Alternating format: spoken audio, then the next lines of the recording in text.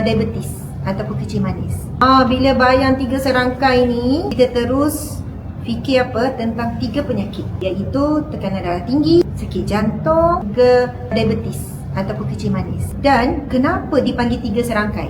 Kerana dia berangkai, dia akan saling berkait. 3 serangkai ni penyakit yang bukannya kalau dah start satu, dia akan pergi yang kedua, dia akan pergi ketiga. Soalannya 3 in 1. Sebab itu namanya 3 serangkai. Lambat atau cepat je. Jadi kita tak nak satu pun bermula. Kita tak nak. Sebab satu bermula, yang ni pun menyusul, yang ni pun menyusul. Dah cukup 3 ni, badan kita lemah, badan kita tak bermaya, tak boleh nak buat banyak aktiviti, terhadlah. Termasuklah dalam bab ibadah. Siapa yang ada 3 serangkai ni pun sangat sedih. Sebab apa? Tak lepas untuk pergi haji. InsyaAllah.